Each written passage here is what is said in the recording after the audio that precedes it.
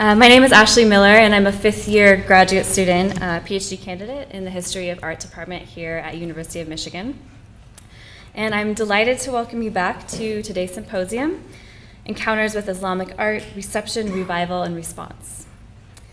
Our second panel today will turn to encounters with Islamic art in the context of the museum, exploring how a particular vision or visions of Islamic art emerged through late 19th and early 20th century practices of collecting, restoration, and the so-called revival of Islamic artistic traditions for an international audience. So first of all, I'm pleased to introduce our first speaker, Dr. Moya Carey. Dr. Carey is the Iran Heritage Foundation Curator for the Iranian collections in the Asian Department at the Victoria and Albert Museum. Having received her doctorate from the School of Oriental and African Studies, or SOAS, at the University of London in 2001, she has published works on medieval astronomy iconography, inlaid metalwork, and the history of Arabic and Persian manuscript illustration in the Islamic Middle East. Her current research addresses Qajar Iran with specific reference to the V&A's collecting histories in the late 19th century, whether commercial, aesthetic, or imperialist in scope. She is currently preparing a book on the V&A's role in instigating the export boom of Iranian carpets in the late 19th century and the wider Western reception of Middle Eastern carpets during the same period. Dr. Carey is also working on the Mirza Akbar drawing series, which is an extensive portfolio of working drawings, architectural plans, and sketches datable to 1840 to 1870 in Tehran. In addition, she's researching a series of giant drawings replicating the designs in Safavid tile work commissioned by the V&A in 1877, as well as the C.R. Smith album, which is a small archive of photographs and correspondence relating to the carpet export industry in Sultanabad in 1901. So please join me in a warm welcome for Dr. Moya Carey.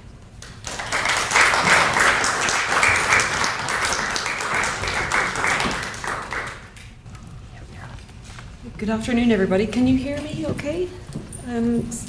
Thank you very much for the introduction, and thank you very much to the Doris Duke Foundation and to Christy and Lisa for organising this today, which has been so interesting to me and really useful, I feel. So I'm very grateful to have an opportunity to join you. I have to confess to tweaking my title just a little bit. I couldn't resist the 3 R's in the main title of the event, so I've adjusted mine to Buying into Iran, Regard, Repairs and Reversals for Qajar Metalwork at the V&A. For the past century or so, many national museums in Europe and America have been offering displays of Middle Eastern art objects, organised under the single survey rubric of Islamic art. Over about the same period, illustrated survey publications have likewise presented this sweep, an even sweep. We follow an overarching art history of the broad transcontinental stretch from India to Iberia, termed the Islamic world. Mutually supportive, survey books print the key objects from Western holdings. Museums keep those iconic pieces out on display, and often the museum's bookshop will sell the survey account. Ordered in sequence, either standalone chapters or along a recommended route past focused display cases, the Islamic Art Survey is designed to feel smooth, authoritative, and thorough. And my aim for this paper is to disrupt and deconstruct these impressions, with specific reference to late 19th century collecting history at the Victoria and Albert Museum in London, where I work.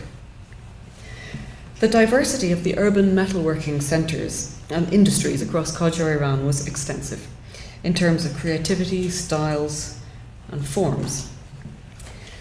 That reflects the workaday utility of metals, the natural material hierarchy central to cash value with gold at the top, and there are distinct technical properties and different craft skills for different metals and alloys, which sort of goes without saying. So examples of steel, such as this tool set, which might have gilded decoration. Obviously works of solid gold, such as this dish, which was gifted from Fath Ali Shah to the directors of the East India Company in 1819, is a different matter, a different industry, a different craft skill set. Or these giant candlesticks of tinned copper, which are in the National Museum of Scotland in Edinburgh. We're talking about actually a vast range of industries, skills and styles. But the Isfahan brasswork, which is a different category, is the focus of this paper. So I don't speak for all Qajar metalwork. This is about a particular category. Our chronological proximity to the recent 19th century means that naturally a lot of 19th century art has survived. For design museums like the V&A, this is the Jamil Gallery, actively collecting during the 19th century, Qajar metalwork was contemporary craft production. It was a live tradition and presumably a relatively easy acquisition process. But given all this, the 20th century historiography of Qajar metalwork, any Qajar metalwork, is somewhat patchy, with brief sort of surveys by Umberto Scherato and Maliki and Shirvani, very detailed studies such as James Allen and Parviz Tanavali on steel in particular, and more recently a really interesting article by Ulrich Al-Khamis and Kathy Ehrman about technical analysis of brasswares. This shows us maybe 5 authors. The classic omission of post-1800 Islamic art history has been signalled by other scholars, such as Barry Flood and Margaret Graves, and isn't central to this discussion. Instead, I want to propose that Qajar brasswork actually enjoyed a short flare of celebrity in 1870s London. At that moment, the first survey account of Iran's Islamic art history was encountered. But when fashion turned fickle, as it will, this entire category appears to have been expunged from the record in an unusually dramatic way. Now that we're in the 21st century, today's primary galleries do straight historical survey narratives. These displays, such as ours, don't dwell on institutional soul-searching or self-criticism about how and why the objects once joined the collection. But that doesn't mean that such introspection isn't valid. It doesn't mean that it isn't already supported within the museum, where a substantial archival document exists. And although every collection might aspire to provide a complete, smooth survey narrative, the process of collecting is in reality much more filtered. We accept this of private collections, such as Chester Beatty in Dublin, or Doris Duke in Honolulu. But large or small, a survey collection is very much the sum of its accumulated parts, acquired at episodic opportunities, according to the partial tastes and values of different collecting periods. All of those accents are elided in the even retelling of the survey. And for the V&A, for example, you could suggest that its Islamic Middle East collections offer us a telling index of late 19th century British taste. So we're very strong in what Victorian gentlemen liked. This was highly selective, and it could be surprisingly inconsistent, as I hope to demonstrate. And this is a sum of the Safavid blue and white ceramics which the V&A possesses, most of which was acquired in the 1870s and 80s. Contemporary economics determines when and how large collections can be amassed in a short period of time. A glance at the 10-year-old Museum of Islamic Art in Doha will show you this. In declining economies, cash-rich visitors swiftly acquire historical art capital, and it was ever thus. The transfer of Safavid carpets from old Florentine families to American grand tourists in late 19th century Italy is one example of that very process at work. Iran in the early 1870s was similarly vulnerable to new money from abroad. From 1873 to 1885, the V&A, which was then still called the South Kensington Museum, which is only slightly less of a mouthful, had an agent based in Tehran. His bulk purchases very promptly transformed the museum's Iranian holdings. At this time, the Qajar mission to modernise infrastructure, education and industry was met with by European investors keen to run lucrative projects through exclusive concessions, to mixed results. These foreign consultants didn't necessarily find their professional El Dorado, as one observer noted, but their presence throughout Iran enabled them to purchase and export historic material culture at unprecedented rates. Collectible artwork could in those days be sold onwards at massive markup back in Europe. Both European and Iranian firms exported to these profitable international art markets. Desirable lustre ceramics and Safavid carpets fetched a particular premium abroad. And this carpet, probably made in Kashan in mid-16th century Iran, is still called the Chelsea carpet because not made in Chelsea, it was bought in Chelsea, which, in case you don't know, is half a mile from the V&A. To Iranian private families and shrine caretakers alike, these rapacious cash buyers may have seemed irresistible. And don't forget the conditions of Iran in the early 1870s, when a devastating famine had impacted on the population to severe levels. Robert Murdoch Smith was appointed in 1873 to buy art on behalf of South Kensington. He was stationed in Iran anyway as director of the Indo-European Telegraph Department, and he could exploit his control of communications and infrastructure to expedite those purchases. Murdoch Smith bought from other European professionals positioned in Iran, such as Julius de Ruyter, founder of the news agency, Collignon, one of the Anglo-Dutch firms Hutchinson, and above all, a man called Jules Richard, who taught French and photography at Dar el-Fanoun. He also dealt with diplomatic delegates from Austria, France, and Britain, but only if their collections were good enough. One of his reports to the museum notes that many of the private collections gathered by local diplomats were not worth the ticket home. He also made purchases with Iranian art dealers, principally a man called Nasrullah Delal of Tehran and other unnamed brokers from Kashan, Isfahan, and the southeast of the country. Contact could sometimes be indirect. After 1883, both Jules Richard and Sidney Churchill, who was a junior telegraph colleague, acted as his go-betweens, brokering, sourcing artworks from bazaar merchants and carpet restorers. As is well known, Murdoch Smith had already purchased so much material in the first 2 years of his mission that the museum's Lords of Committee decided to organise a dedicated exhibition of Persian art in 1876. This event was deeply influential on subsequent Islamic art scholarship, particularly as regards the deliberate race-based distinction of Iranian art traditions from the broader concept of an Islamic art.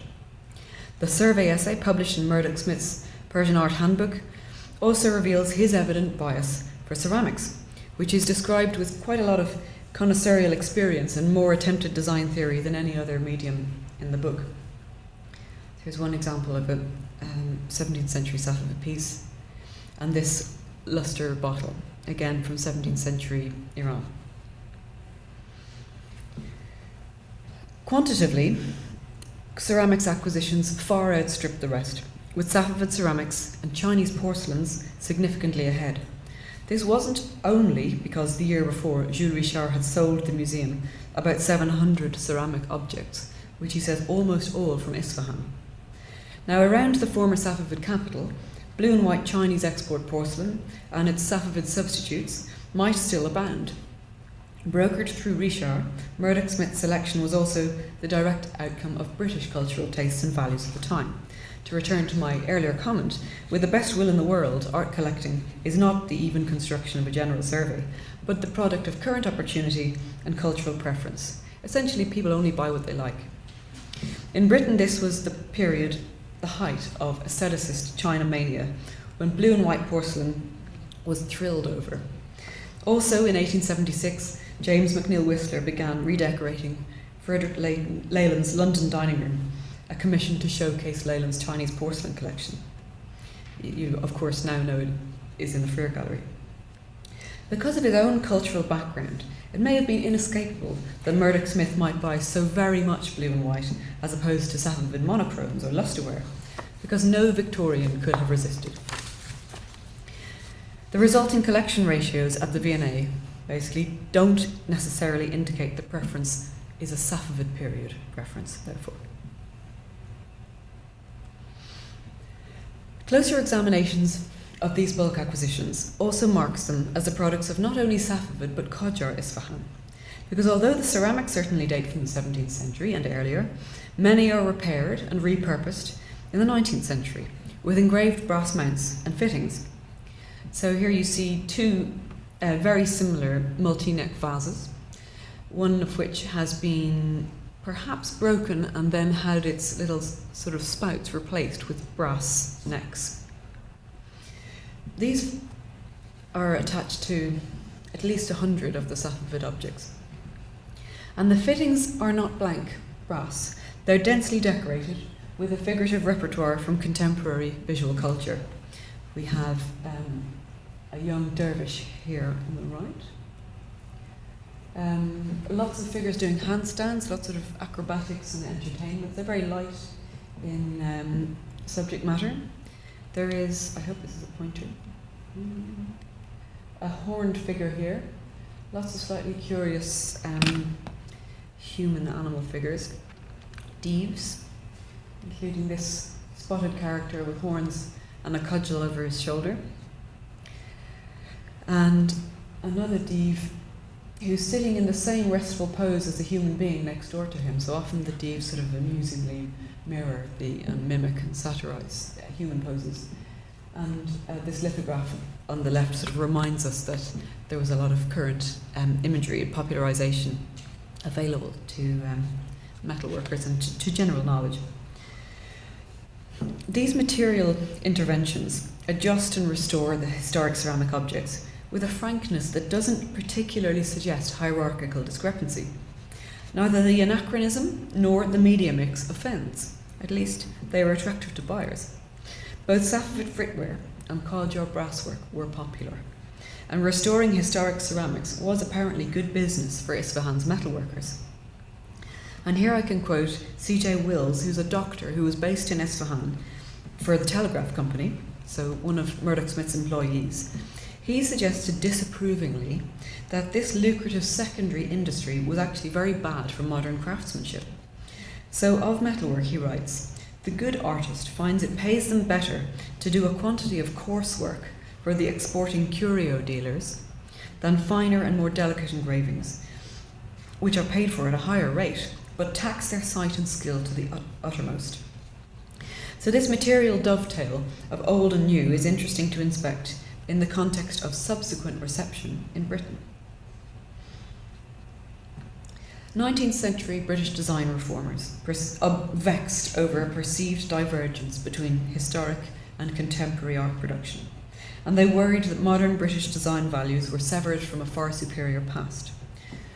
The Great Exhibition in 1852, shown on the right, was a sort of a showcase moment for British and international design, and one of the creation of the V&A was one of the first outcomes of that exhibition, because sort of triumvirate here of Prince Albert, Henry Cole and Owen Jones decided they needed to reform British taste because Britain hadn't performed so well, they felt. Mechanisation was blamed on the dislocation of the traditional crafts, and a founding mission of the V&A was to stimulate better design practice by example. So the museum was foremost a teaching collection. This nostalgic sensitivity was unevenly applied to Persian art media, at least as Murdoch Smith assessed it. His V&A correspondence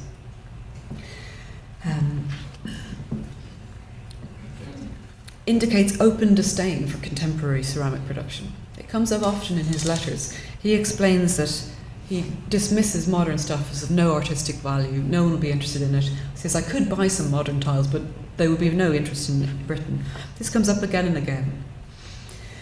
But his view transformed in early 1884 when he first encountered a potter called Ali Muhammad Isfahani and his workshops in Isfahan and then Tehran. He then purchased large tile compositions, vessels, commissioned Ali Muhammad to write a treatise on ceramic production, which was published in English in 1888. And on the left is a portrait of Murdoch Smith made by Ali Muhammad Isfahani, which is now in the National Museum of Scotland. Because after Murdoch Smith retired from Iran, he became the director of what was then the Royal Museum in Edinburgh. For metalwork, however, Murdoch Smith had no such qualms about modern vernacular output.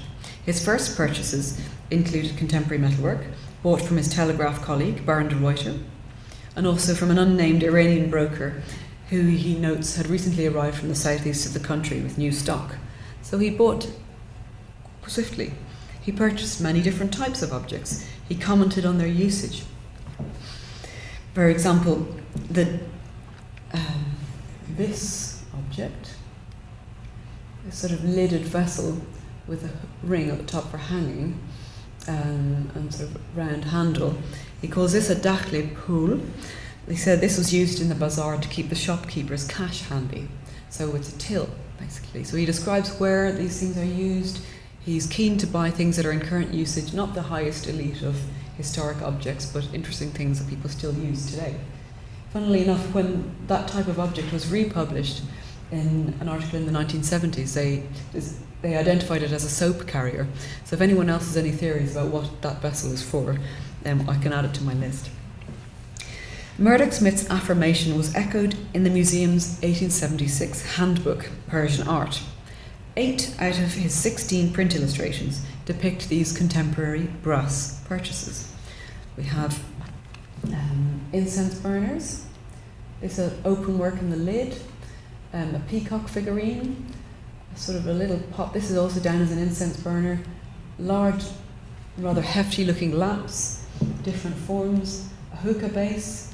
This is a Safavid object, but you can see the brasswork is here. So no demotion of those remounted Safavid ceramics.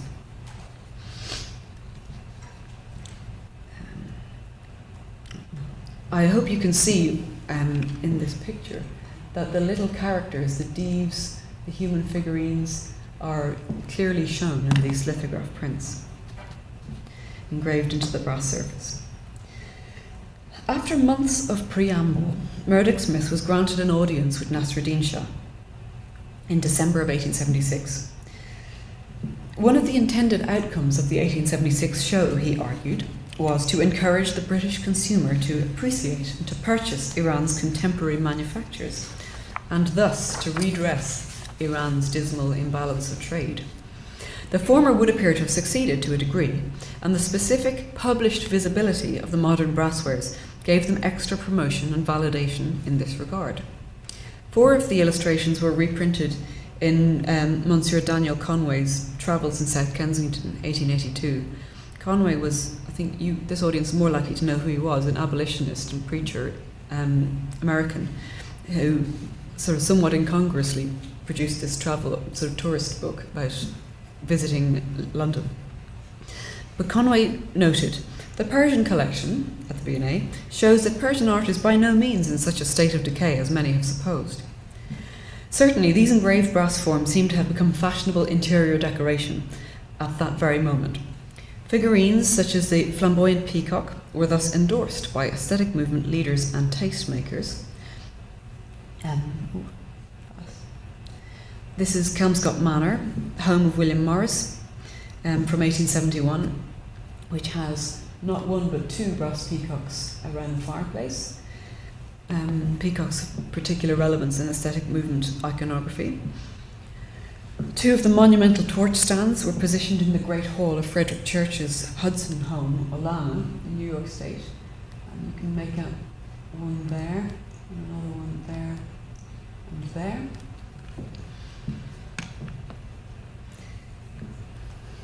The immediate scholarly impact of the 1876 handbook has been discussed elsewhere by Francesca Vanca, among others, and its current academic merit is barely significant, to be honest, except perhaps for points of art historiography as a primary source in the 19th century itself. But for contemporary brassware, it now transpires that the handbook documents a lost corpus from the museum's collection. You must by now be wondering why I haven't shown you any photographs of these V&A objects. I work there, I have the keys, I have safe combinations, I can get to the catalogue. But this is where I come to the reversal part of my story.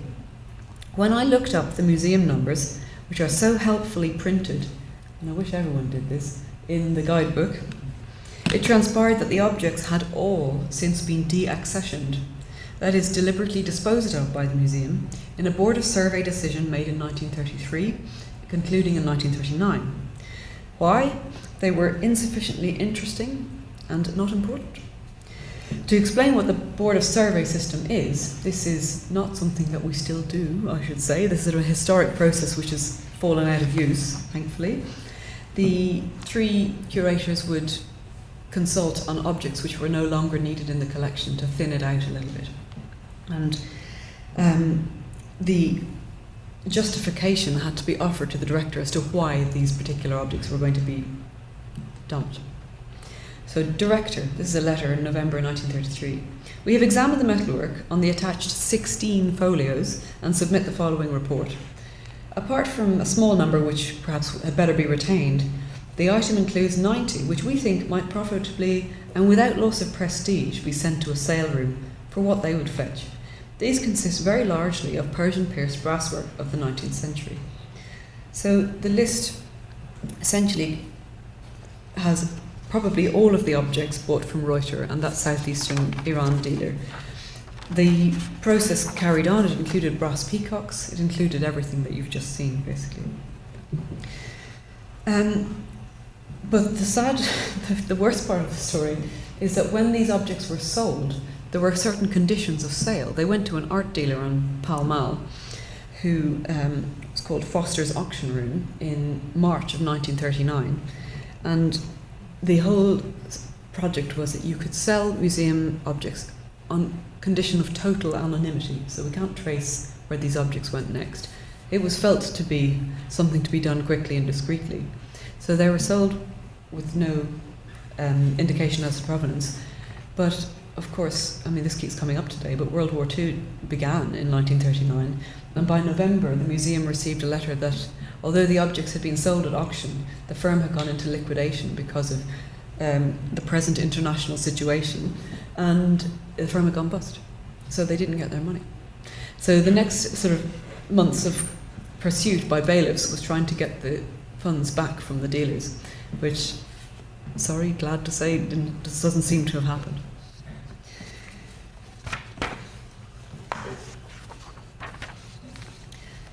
But why did they do it? 2 generations after the Persian art exhibition, Qajar metalwork was off message. The engraved brass vessels, lampstands, figurines had gone from pride of place to total condemnation by the taste police. They were no longer a good use of storage space, never mind gallery display. They had been passed for a quick sale to auctioneers.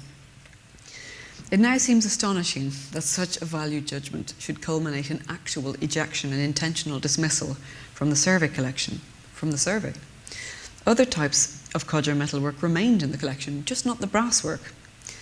So by 1939, the V&A's formulation of Islamic art had crystallized, had become self-critical and selective, and possibly even elitist.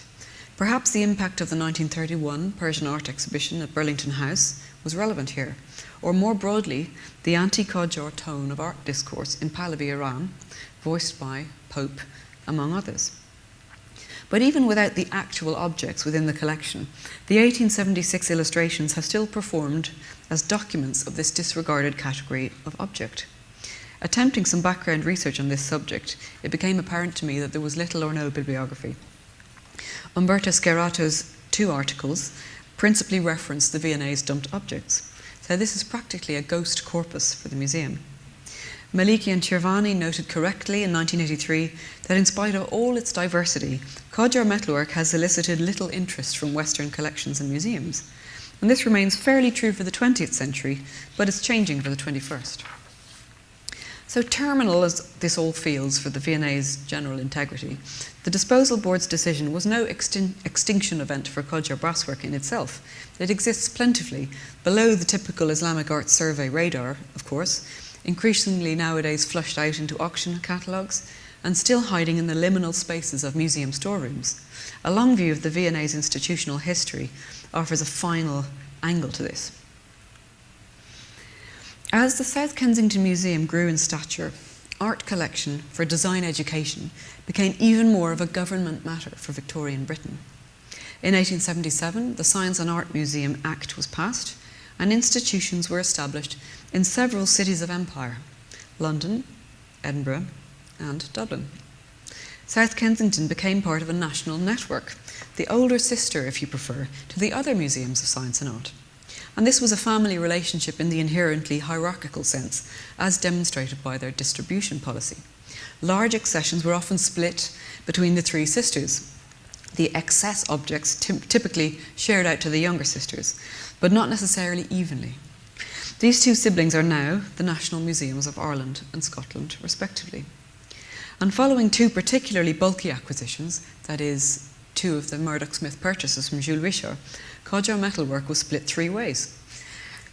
By contacting both museums, I was relieved to learn that our old Science and Art Museum partners still have their Codger metalwork. Those in Edinburgh are mostly off display, and I'm grateful to Friederike Voigt for my store visits. And those in Dublin are only newly put into the public domain, thanks to Audrey Whitty's new dense storage galleries. These are ones in Dublin, and you can recognise the objects immediately and see what you couldn't see from the 1876 things, which is the extent of the open work. That's quite hard to read from a black and white drawing, and the turquoises. But you'll recognise the same characters, similar forms, and in this case, the incense burner, almost directly the same object. I also noticed that Dublin got slightly ruder ones, with lots more nudity, than the South Kensington illustrations suggest. Oh, that's a much better view. These are the Edinburgh and Dublin ones. Very tall, none of them identical, but similar forms. This is Edinburgh in this case. Sorry about the bubble wrap. I didn't dream I was going to be showing this in a conference when I took the picture. And two of the Dublin pieces, behind glass, I'm afraid. These are the components in a drawer in Edinburgh of a hookah base, very much like the 1876 picture. I should sort of add as an aside that receiving hand-me-downs from South Kensington was not the only way the National Museum of Ireland got its Islamic art collections. They also sent curators to the international exhibitions. These are the documentation archives from 1889, from the Paris exhibition, when the Longfield, who was the curator at Dublin, was dispatched to buy from the Persian Pavilion in 1889. He went up the Eiffel Tower, which is brand new. He writes and explains a little bit about what it felt to be part of South Kensington's system and to try and operate independently. So he goes to the Persian court. He says, I selected with much pains some glass and tiles. He says he met so-and-so who told me that the SKM, which is the South Kensington Museum, had also purchased a large collection in the court, of which I suppose we will also get a portion. Oops, sorry. As we're talking about nationalism today, the increasing sort of visibility and consciousness of Irishness was growing from the 1890s up to the point when the country became a republic in the 1920s. And while the National Museum of Ireland, well, Irishness became part of priority in the display. So while most of what you will see in the National Museum of Ireland would be Irish icons such as these, the museum also has a substantial collection of glass ceramics, metalwork and carpets, which are now back on display. And the politicisation of that is, well, another story. So I'd like to argue that after a brief vogue, Codger metal fell out of fashion in Europe, and by the end of the 19th century, at the latest. The engraved, turquoise embossed brass objects secured by Murdoch-Smith and others fell from the Islamic art survey they had fleetingly topped.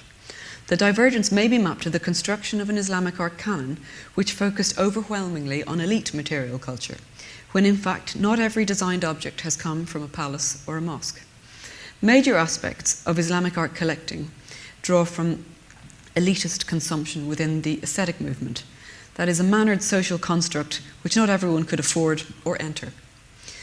Through late 19th century Europe and the US, somewhat indiscriminate Oriental style had become signal home furnishing for social ostentation and aspiration, percolating through society downwards from the study of the discerning art connoisseur, such as Leighton or Olana or Kelmscott, to the point, to the smoking room salon of a pretentious aesthete, and eventually to the drawing room of the aspirational middle class. So David Roxburgh has commented on this in relation to Paris art markets, how auction houses would sort of go for the same look of studied disarray that a private person's home might have. This was what the buyer was aspiring to. And these cartoons from Punch in the 1870s show you the sort of social stratification of this process. On the left, two newlywed aesthetes are sort of swooning over this little teapot, and let us live up to it, Algernon. But on the next level down, we have a sort of middle-class family where the father, who would like to be like that, has come home with even more porcelain, which his dismayed wife is looking at in horror, while their house is full of stuff that's too big for their little home, and their children are sort of gazing at him, like, Daddy's done it again. And the sort of sense that the middle class were always trying a bit too hard, and it was a bit difficult for this cell to work. The museum, conceived to inform and improve public taste, had performed its task as a social instrument. Collecting had commercialized, and Islamic art had gone mainstream.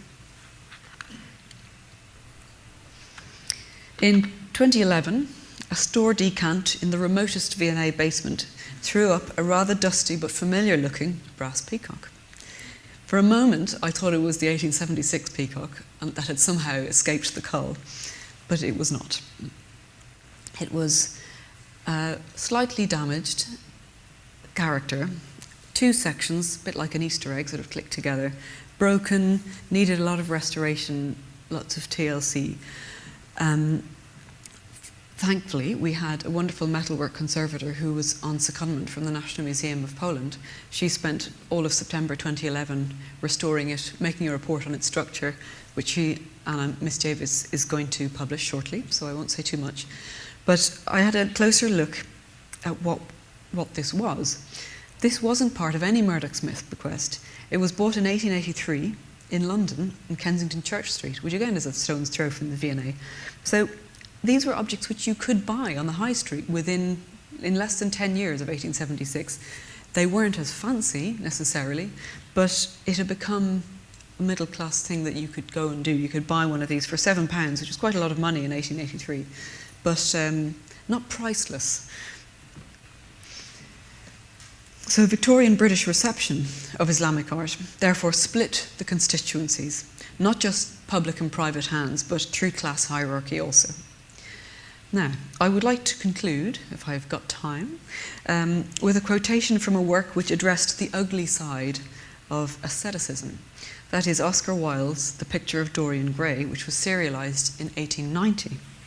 The interior scenes inhabited by this novella's painters, fops and dandies are consistently furnished with oriental artifacts, providing exquisitely spoilt and rather sexy luxury. And I'll go past. We fixed him up there, he is afterwards. Anyway, this is the kind of thing we're talking about. Throughout the book, Turkoman saddlebags litter the sofas, silk-fringed Persian rugs scatter over the floors, letters are left casually lying on inlaid tables brought from Cairo. And at one point, the acidic Lord Henry muses how he would love to write a novel one day, as lovely as a Persian carpet and as unreal. But the plot of the story reaches its Gothic climax in the gruesome murder. I hope everyone's already read this and I'm not ruining it for you. But in the gruesome murder which takes place on the periphery of this luxurious and lecherous world, that is up in the attic. In a loft space, cluttered with discarded objects, Dorian Gray uses a metal lamp to show Basil Hallward the extent of his portrait's depraved transformation. And enraged by Hallward's horror, Gray knifes his friend to death, pauses in the empty silence, and then turns back to recover the lamp. So the quote reads, "Then he remembered the lamp. It was a rather curious one of Moorish workmanship, made of dull silver inlaid with arabesques of burnished steel and studded with coarse turquoises. Perhaps it might be missed by his servant, and questions would be asked. He hesitated for a moment, and then he turned back and took it from the table." Unlike the glamorous Oriental treasures still downstairs in the salon, by 1890 the turquoise-studded metalwork had already been demoted to servant use, and therefore consigned to aesthetic oblivion, kicked out of the canon. Until very recently, it might seem that commercial Qajar metalwork had suffered a similar downgrade to those liminal spaces.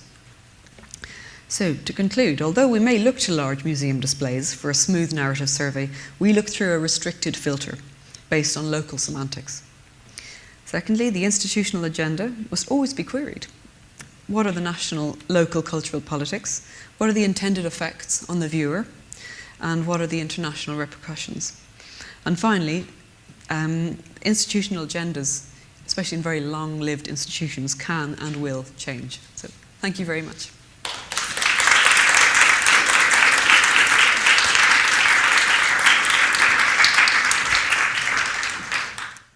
Moya, for that great presentation. I'm sure we'll all be excited after the next talk, and after our first round of questions for the audience, we'll be able to ask questions. So now I would like to introduce our next speaker, who is Dr. Keelan Overton.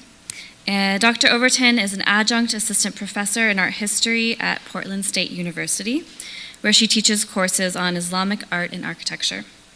She received a Ph.D. in Islamic art history from UCLA in 2011 and a master's degree in art history from Williams College in 2004. Dr. Overton was previously curator of Islamic art at the Doris Duke Foundation of Islamic Art and also a research assistant in the Art of the Middle East department at the Los Angeles County Museum of Art. She received a University of California President's Fellowship and a Theodore Rousseau Fellowship from the Department of Islamic Art at the Metropolitan Museum. She is currently preparing a book project on artistic exchange between Iran and the Deccan between 1400 and 1600, and also beginning a project as guest curator for the Seattle Asian Art Museum for a show on Mughal and Persian paintings. So please join me in welcoming Keelan up to the stage. Thank you.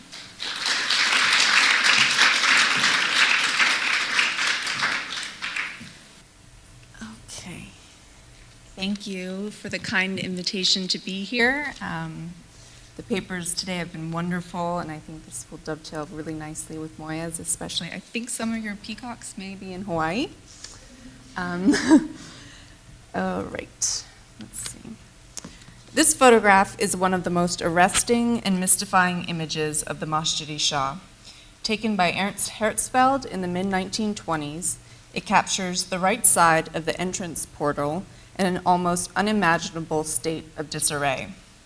The beginning of the large inscription is a jumble of random lettering, with the solar date of 1304 perhaps inserted as a humorous conceit. The bottom section of the mosaic panel to the left is anything but mosaic, but rather a mishmash of square tiles. We are left scratching our head like the child below. How did this iconic facade come to this point? The ruinous state of 19th century Isfahan is a well-known trope, often rooted in European nostalgia for the Safavid past and disinterest in the Qajar present. For most Europeans, the city's Safavid heritage was limited to a small number of buildings, those that physically dominated the urban topography, including the mosques on the Maidan, or the central square, and the Madrasa Chaharbagh Madrasa nearby. The latter was particularly ripe for lament, and although images like these were anything but objective, their overall impressions are confirmed by later photographs. About the Madrasa Chaharbagh, Sir Arthur Arnold bemoaned, quote, "The dome seen far and wide upon the plain is perhaps the finest example of tile work and the most lamentably striking picture of ruin in Persia." Deconstructing the topos of unilateral decay in Qajar Isfahan has been a central goal of recent scholarship. Heidi Walker, for example, has shown that the early 19th century witnessed extensive new construction in tandem with the restoration of older monuments like the Friday Mosque. During the second half of the 19th century, the Qajar Shah Nasruddin sponsored extensions to and renovations of crown properties in the former palatial precinct and adjacent Maidan, and these efforts were of sufficient importance to warrant their recording in perpetuity in tile inscriptions on the facade of the bazaar, which you see here, and also on the facade of the Ali Kapu palace facing the Lutfallah Mosque. During the lengthy governorship of the Zila Sultan, responses to Isfahan's Safavid heritage varied from deliberate destruction to haphazard restoration to extensive restoration to simple neglect, especially from the 1890s onwards. After the Zil's ousting in 1907, Isfahan experienced widespread rioting, looting, and fighting. During a siege in 1909, the Masjid-i Shah, the headquarters of the city's religious elite, was fired upon by the Zil's replacement, and the Sheikh Lutfullah Mosque nearby, or next door, subsequently provided refuge to retreating government troops. The resultant bloodshed on the Maidan was compared to, quote, the battlefield and martyrdom of the day of Ashura. Concurrent to this mayhem, a mosaic gateway dated 1480-81 was offered for sale in New York, and concerning its provenance, the sales brochure read as follows, quote, this doorway was discovered in Old Isfahan in 1908 and had been partially buried by the debris of time. Permission to remove the mosaics was obtained by devious ways only after the discoverer had remained 2 years in the city. What explains what we see in this 1920s photograph is therefore likely attributable to a variety of circumstances, including the simple passage of time, natural calamities such as the 1844 earthquake, urban fighting en masse, individual human agency, theft, and neglect, but not necessarily by the city's governors, but by its religious authorities, specifically the clerical family known as the Aghayan Masjid-i Shah, who were responsible for the building and its sizable endowment. The late Qajar response to Safavid Isfahan, in tandem with the city's tenuous circumstances between 1907 and 1921, can inform our thinking about early Pahlavi responses to half the world. Just as the Zil has been cast as the destroyer of Safavid Isfahan, so too has Reza Shah been lauded as its guardian, at least in certain circles. A number of texts written by the Shah's associates emphasize his modernization of Iran and simultaneous patronage of traditional craft and historical preservation. Hans Wolff, for example, opens his The Traditional Crafts of Persia with an anecdote describing the Shah's visit to a technical school in Shiraz in 1937 and his insistence that the Western-based curriculum be balanced with training in Iran's traditional crafts like silversmithing and brocade weaving. Similarly, this 1937 German publication opens with this photograph of Reza Shah and includes images of modernization in tandem with the restoration of historical monuments. I believe this might be on view upstairs. More recently, the edited volumes A Survey of Persian Handicraft and Surveyors of Persian Art, which are both very often cited, have emphasized that it was only after hearing Pope's 1925 speech in Tehran that Reza Khan, soon to be Shah, stood before the Lutfullah Mosque and, quote, ordered his personal funds dispensed to restore the venerable building. This is, of course, the same Shah charged with demolishing much of Tehran, including its historical buildings and residential quarters. Such remorseless modernization did not escape Isfahan, which saw the destruction of many mosques and the transformation of its once spacious Maidan into a dense traffic nightmare with cars, sidewalks, and fountains. My goal today is neither to cast Reza Shah as vandal nor visionary, but rather to ask, what is our actual evidence for the restoration of Isfahan Safavid monuments during the early Pahlavi period? What was the scope of this response, and to what end? Answering these questions, or better said, beginning to answer these questions, is the central goal of this paper. Concurrently, I will trace the reception of Isfahan's icons in external circles, for as will be shown, the two processes, domestic and foreign, were often closely intertwined.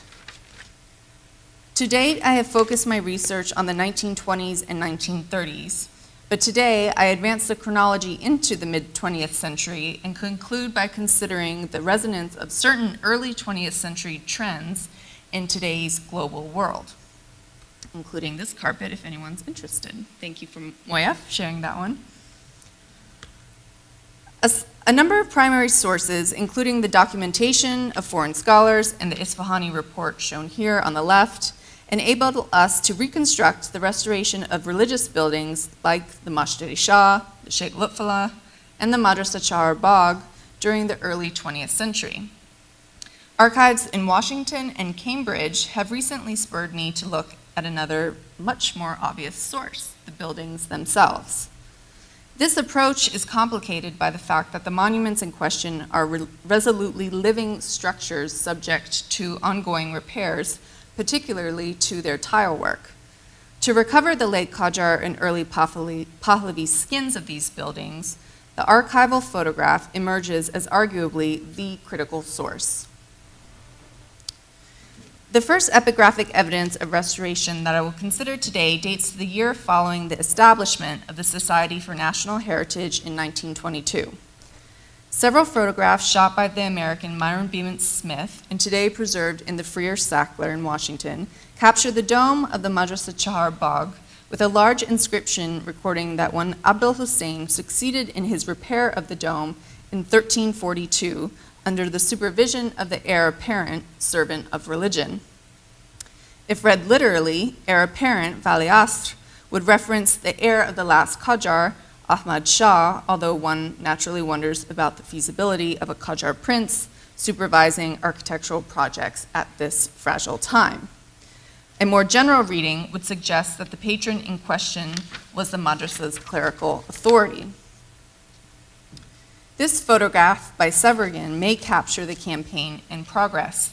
The dome has suffered major losses to its revetment, see here for example, and I have highlighted the area where the repair inscription would soon be entered. Until the issue of patronage is resolved, what is most pertinent for the present purposes is the location of the epigraphy and its subsequent history. The inscription is located on the side of the dome facing the courtyard, just left of center, and stands out conspicuously within a field of arabesque. Although not readily legible, it is nonetheless a bold commemorative exercise and would have been visible to those entering the domed sanctuary. Smith took this photograph in July 1935 alongside a host of others of repairs in progress throughout the building. By the time that Doris Duke's husband, James Cromwell, photographed the same view of the sanctuary entrance in the spring of 1938, the 1342 inscription was gone, its diamond-shaped space having been filled in with blue and a single yellow flower. It seems likely that the renovation Smith photographed in July 35 also included the dome, and more specifically, the erasure of the evidence of the earlier campaign. Was this a deliberate obliteration, a case of epigraphic politicking? Quite possibly. 2 years after this restoration campaign, Arthur Upham Pope delivered The Past and Future of Persian Art in Tehran, a speech whose degree of impact is debatable depending on who one asks. Pope was especially effusive about the tile revetment of Safavid Isfahan, and it is not surprising that he then designed a building loosely, very loosely, inspired by the Masjid-i Shah, really just its domed sanctuary, for the 1926 sesquicentennial in Philadelphia. The global PR campaign for the Safavid Mosque had begun, and by the following year, Pope's knack for recreating Persian space had secured him the commission of a game room in John S. Drum's penthouse in San Francisco's Fairmont Hotel. Once again, mosaic tile work was a dominating aesthetic, as were cuerda seca figural tile panels, and this one really piques my interest here. Whether or not you'd be surrounded by 17th century tiles or early 20th century ones, or more likely a combination of both, is the question. For only $15,000 a night, you can probably figure it out. Returning to Isfahan and the Safavid icons in question, to date, Reza Shah's ordering of the restoration of the Lutfullah Mosque has been predominantly understood through the published comments of Pope and his colleagues. Here again, though, the building itself provides the most concrete evidence, and to understand fully the mosque's original appearance, we must rely on historical archives rather than what we see today. These photographs by Sarah and Hertzfeld show the mosque's outer gateway apparently covered in plaster, parts of which have been loosely carved in designs, likely templates for tile work to follow. Another curiosity appears here, A panel is missing. You can really see the wires in the lower one. Above the one inscribed in white nastaliq, the source of power lies in Ali's descendants. From Honafar's 1971 study of Isfahan's inscriptions, we learned that it once housed a panel recording that the building was repaired in Alban 1307 during the reign of Reza Shah. Turning again to the archival record, these two images, the left by Pope, the right by his technical assistant Nyman, and Nyman's shot, I'm sorry that it's blurry, but at least it's in color. Let's see, sorry, where did I go? These two archival photographs do indeed capture the Pahlavi panel in question, whose two lines read, and here the Pope image is a bit sharper. Quote, starting from top to bottom, in the reign of His Majesty Reza Shah Pahlavi, may God on high perpetuate his reign and sultanate. The far left is difficult to decipher, but this is where we would expect to see something like Tatmir showed or something like that, and the date of Alban 1307, if we trust Honafar, which would convert to October 1928. A paramount concern in the design of the Pahlavi panel seems to have been a degree of continuity with the Safavid foundation inscription below, the large white on blue. Although differences abound in choice of script, the shared palette, white on blue, and titulature, specifically the standard benediction, may God on high perpetuate his kingdom, serve to connect the original patron, Shah Abbas, and the subsequent restorer, Reza Shah. At the end of the day, though, the Pahlavi Shah enjoyed the literal upper hand, albeit one more discrete. We may wonder if the panel absent here, and ultimately replaced with the Pahlavi one, would have been a Qajar one conceived in tandem with the Ali panel below, whose style and palette does most closely resemble Qajar tile work. Since Nasruddin broadcasted his restoration munificence on the facades of the Maidan, such a hypothesis may not be out of the question, particularly if we consider the anti-Qajar zeal during the time of Sarah's photographed on the lower left. The changes we see here may therefore reflect a sort of epigraphic turf war, perhaps comparable to what occurred earlier at the Madrasa Char Bagh. At some point after Honafar's book, and probably post-1979, Reza Shah's panel was also removed and or completely covered in whitewash. This was likely a deliberate erasure by the current regime, whose sovereignty is also impressed on the square, albeit in overtly figural terms on the facing facade of the Ali Kapu.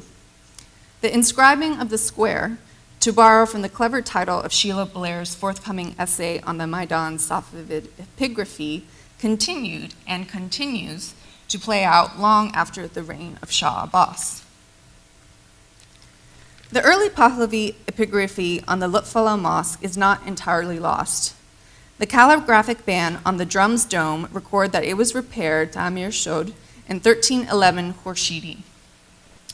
The inscription's vertical orientation, two-tiered format, mosaic technique, and relatively inconspicuous positioning, especially compared to the portal one, recall Safavid prototypes, which I've shown you on the left. These appear on the facade of the building at the end of the foundation inscription and also on the inside. This Pahlavi nod to the Safavid past was balanced by a firm resolve to record the repairs of the present. Such pride was not unwarranted, as documented in this Pope photograph and Godard's 1932 notes. The drum inscription was almost entirely lost. Only about 20% of the original remained. As was the case with the Madrasa Char Bagh, the restoration of the Sheikh Lutfullah was an incremental and approximately decade-long process. We can assume that the initial 1928 efforts focused on the entrance portal, as attested by the additions and improvements visible between these two images. After the drum calligraphy was nearly entirely redone, attention turned to the bulbous dome itself, as captured in Smith's mesmerizing photographs. By 1938, the dome was fully restored, and within the next 4 years, the gateway was sheathed in cuerda seca tiles. This leads us now to the Masjid-i Shah. These photographs reveal major damage to the tile revetment throughout the monument, including the entrance portal, the courtyard iwans, and the dome. Returning to this captivating detail, what strikes our eye immediately about the large mosaic panel is its irregular shape in the lower left corner. This Pope photograph reveals that this configuration carried over to the sister panel on the left, hence resulting in overall symmetry. Inserted into the lower corners of both mosaics were marble plaques, most likely the original endowment texts that are today only known from a 1614 summary. According to Honafar in 1971, the right plaque had been defaced, leaving only the Bismillah. Herzfeld's photograph is therefore an invaluable record of the original plaque, which is clearly intact and likely readable. By the time Nyman took this photograph of the portal in 1937, the left plaque was in situ, but the right plaque had been removed, as had much of the surrounding hack job of square tiles. It is reasonable to conclude that what Nyman was documenting here was the restoration process. When the Cromwells visited in the spring of 1938, the large mosaics, or at least the one on the right, had yet to be repaired. And this probably explains why Cromwell's film footage of the portal pans over the tops only of the panels, he's on a ladder, and never catches the situation down below, which is presumably where the restoration was actually ongoing. By 1942, the process was complete, and the mosaics were the perfect rectangles we know today. As with the Madrasa Chahar Bagh and the Sheikh Lutfullah, the restorers of the Masjid-i Shah recorded their work for posterity. The lower edge of the left portal panel includes a signature naming Nasrullah, the designer Naqash, and Ghaffar, the tile cutter Kashi Tarash. This signature is present in Nyman's 1942 shot, and you can just note I'm sorry about the fuzziness, but you can see the clear stop in the black border here. This is where the signature descends. So we can assume it commemorates this 1938 campaign. We can further conclude that Nasrullah and Ghaffar were the same designer and tile cutter responsible for the restoration of the dome of the Lutfullah Mosque in 1935-36, as recorded in the Salnameh, in which the artist received considerable praise.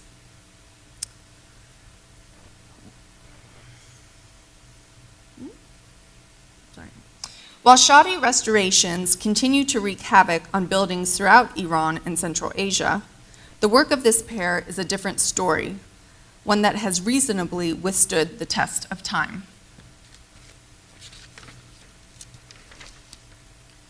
In 1937, Stephen Nyman photographed ceramists preparing a segment of the Masjid-i Shah's exterior dome within one of the winter prayer halls. By the following year, the dome was complete, but work was ongoing on the calligraphy of its drum. Today, two parts of this epigraphy stand out. The first is the area glazed in yellow, and this contains the names and titles of Shah Abbas. This was a common emphasis. The second is to the left of center as you approach the dome sanctuary and stands out due to its vertical format and multiple tiers of writing, yet another tribute to Safavid epigraphy. In this case, however, the inscription is especially lengthy and occupies not 2 tiers but 5, with the final one being slightly indented. This is the final one. The full inscription reads, so I've flipped it for you on the right. Quote, "In the reign of His Majesty Muhammad Reza Shah Pahlavi, during renovations to the royal mosque, this inscription, many portions of which had fallen off and been lost with the passage of time, was completed and put together by the respected scholar Mr. Jalal Hawa'i, professor at Tehran University, by using the remnants of the former inscription, and was prepared and mounted under the supervision of Mr. Ravon Bad, head of antiquities in Isfahan, with the calligraphy of Agayan Bahadori. The final indented row provides the date and signature, work of Ilayi tile maker and Muhammad Ali tile cutter, completed in the month of day 1328, converting to 1949-50. While the opening line naming the patron is standard, it is in fact the same formula that we saw in Reza Shah's commemoration on the Lutfallah Mosque, the ensuing identification of virtually every individual involved in the repair is not. The first contributor was the professor who used remnants of the former calligraphy to deduce the complete epigraphic program. And if the losses were as considerable as they were in the 1930s, the task would have been daunting but not unattainable. Once the content had been confirmed by the professor, the calligraphers went to work, again presumably and hopefully, using the original remnants to guide their stylistic choices. The ceramist then carried out the manufacture, and what is interesting here is that both the tile cutter, Kashi Saz, and the tile maker, Kashi Tarash, were specifically named. Finally, the new mosaic panels and this repair inscription were mounted with the help of an engineer. In its detail, this commemoration conveys a considerable sense of pride and integrity in the restoration process. Among other things, it helps us to appreciate more fully the multiple hands involved in the repairs while underscoring the potent propagandistic value of the process. The last instance of Pahlavi epigraphy to be considered here is located on the gateway of the Lutfallah Mosque. I have already alluded to the ever-changing face of this zone between 1900 and 1940. This instability continued, for the tiles captured in Nyman's 1942 photograph were gone by the 1950s. In 1960, a new campaign was initiated, and its master tile maker, Syed Hussein Mousavi-Sadeh, left his signature to the right of the gateway, and this detail was kindly shared by his grandson. I would now like to circle backwards and consider external responses to Safavid Isfahan between 1930 and 1960, hence concurrent to the repairs that I just summarized. We last considered Pope's Masjid-i Shah inspired building in Philadelphia and his Persian tiled game room in San Francisco. Pope's obsession with the Masjid-i Shah and tiled interiors were reincarnated in new guises a few years later in his 1931 exhibition, which we've already heard about, in London. A great deal of attention has focused on his recreation of the Masjid-i Shah's entrance portal. Perhaps more interesting is what this portal led into, a tiled room barely visible in this installation shot. The catalog describes the space as follows, quote, Gallery 9 contains a large selection of a mosaic faience wall of the end of the 15th century, a brilliant manner of architectural ornament which Persia invented and carried to perfection. Only fragments of this intricate and difficult tile work have hitherto been seen outside of Persia. It appears that part of the room's dado, or maybe all of it, was sheathed in hexagonal turquoise tiles with mosaic sunbursts. Some of these wall panels soon appeared in museum collections. Pope's tiled room in London/Philadelphia spoke the same language as his earlier one in San Francisco and by extension his Persia building in Philadelphia. These contrived spaces allowed privileged Americans and Europeans to be surrounded by the gleaming and sensuous ornament of the East, to borrow press language from the day. Aesthetics took a backseat to historicism as Persian art was often pigeonholed in formal terms, as exemplified by the placement of an Achaemenid column here, next to the Masjid-i Shah-esque building, and a so-called Moorish ceiling over the roof of the Persian tiled room. Among the most concrete products of Pope's method are the tile commissions placed by Doris Duke and James Cromwell for their Honolulu home in 1938. For this project, one of the iconic mosaics on the Masjid-i Shah's portal was replicated, this time in its actual technique of mosaic, and ultimately staged in an entirely foreign context, a courtyard freely mixing architectural reference and forms. Yet another one of the commissions was created by assembling together distinct panels copied from those above the mosque's entrance, so from this area. As the above examples attest, the Honolulu Tile Project was hardly a novel or isolated unicum. Rather, it built upon and emerged out of trends that had been fermenting in Pope's mind for over a decade, and which were in turn rooted in a host of Orientalisms, many of which were concerned with Islamic art as surface ornament with universal decorative appeal. Returning now to Isfahan, we left off with two mid-century restoration campaigns, the repair of the calligraphy on the dome of the Masjid-i Shah on the left, and the creation of entirely new Curator panels for the gateway of the Sheikh Lutfullah. Concurrently, Isfahani mosaicists also contributed new work to the Abbasi Hotel, converted from the caravanserai within the Madrasa Chahar Bagh, and a series of tombs in Nishapur. These domestic projects coincided with yet another major foreign commission, the creation of tile work for the Iranian embassy in Washington, D.C. Still there. The sheathing of this modernist building's courtyard and facade with mosaic recalls similar processes at Shangri-La 2 decades earlier, but here the Persian semiotics were taken one step further with the addition of a dome. These photographs of the building's central reception room reveal the same sort of Safavid revivalist mirror work and wall painting that we saw in the Abbasi Hotel, while also capturing dado panels of the type from Pope and Rabinu's tiled room of 1931. These backward-glancing aesthetics, to borrow Kishwar's language, were of course not restricted to Iran. We can identify other embassies with historical period rooms decorated with revivalist artwork, and this trend was equally pervasive in hotels, homes, restaurants, and religious buildings. For Morocco, stucco carving, woodwork, and zellige tile work became synonymous with identity formation and were both revived at home and readily exported, as attested by the Paris Mosque of the 1920s here, the Cromwell's commissions of 1938, and most recently, the Met's Moroccan court. Looking at all of these projects, we are left to wonder, what is the tipping point? When and where does the blurring of lines between the commercial, domestic, touristic, and academic become too blurry? And to what extent do such processes perpetuate the cliché of the timeless Orient?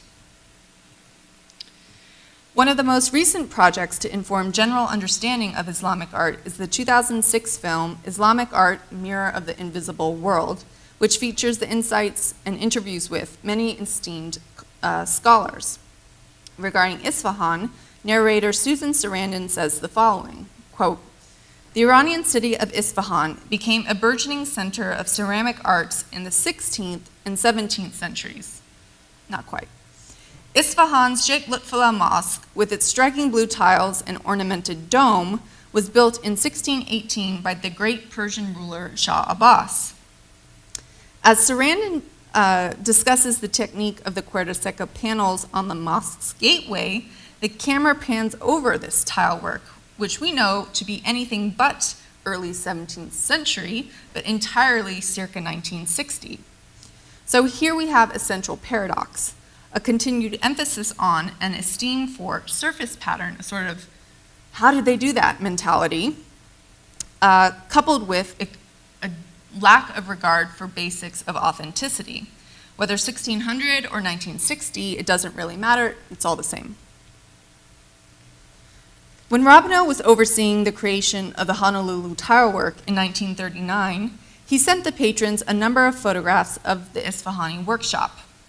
While most are neutral progress reports, the one on the right stands out for its relevance to the blessing or curse question at hand, which of course can be argued many, many ways.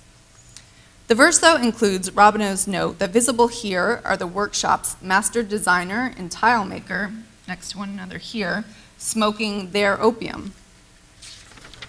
Such an image could, of course, grace the cover of any text on Orientalism, despite the modernist flourishes exemplified by the suits, a nod to Reza Shah's propaganda machine.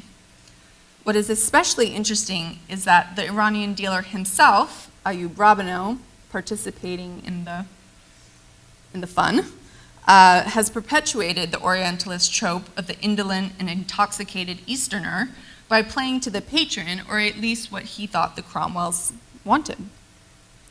A similar process seems to have occurred in the press kit for the Metropolitan's Moroccan court. In these photographs and film stills of the artists at work, they wear traditional dress, including gleaming white robes, red fezzes, and slippers. The reality of life in the Fez workshop is, of course, far different, but I somehow doubt that Crocs, cigarettes, iPhones, soccer, and Rottweilers were the public face the Met had in mind. This is the actual workshop on the left. As was the case in Isfahan 70 years prior, we can be sure that the owners and dealers of the workshop were cognizant of the game being played and how to play it. Interestingly, it is the 2011 imagery on the far right that most assiduously arrests the artisans in immutability, as attested by this one taken in 1937 of Duke's Moroccan commissions in progress. So just note the major similarities here. To conclude, I would like to consider what I view to be one of the most intriguing architectural patterns of the present. Whereas the early 20th century witnessed a burgeoning of revivalist art forms in the service of rising nationalism throughout the Islamic world, what seems to be occurring now, at least in some circles, and this is all very new research for me, is the globalization of Persian form as a sort of universal Islamic. In 2007, Tashkent inaugurated a new large mosque whose courtyard and facade features local forms, such as the columns, combined with tile work made by Iranian ceramists to look like mosaic. It most certainly is not, as you can see. The cladding of a new Uzbek mosque in such revetment makes a degree of historical sense. The same, however, cannot be said for examples elsewhere, like the Museum of Islamic Art in Kuala Lumpur.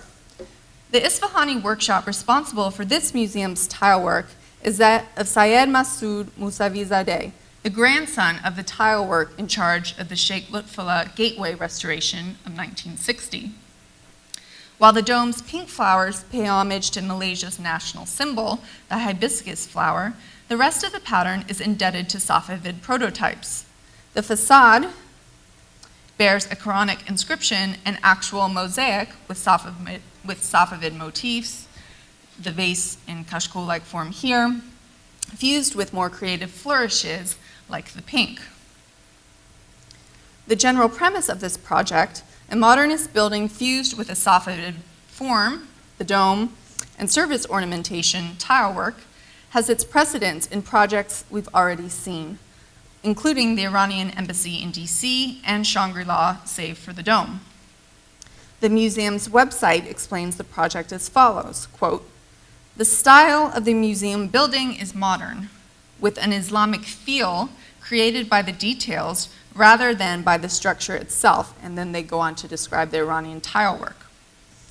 What is intriguing here is that Islamic feel has become synonymous with a distinctly Safavid Persian vocabulary centered on tiled surfaces, and further, that a museum that rightfully strives to expand the canon of Islamic art history outside of the traditional Arab, Turkish, and Persian geography nonetheless reverted to this center instead of its own rich local heritage for its own self-representation.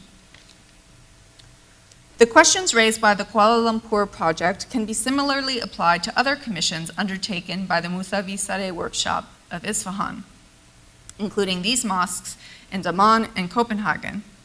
Both feature tiled domes and entrance portals, and while the Iranian workshop has clearly expanded its stylistic repertoire, nods to Isfahan remain, including the yellow background and white arabesques of the Lutfullah.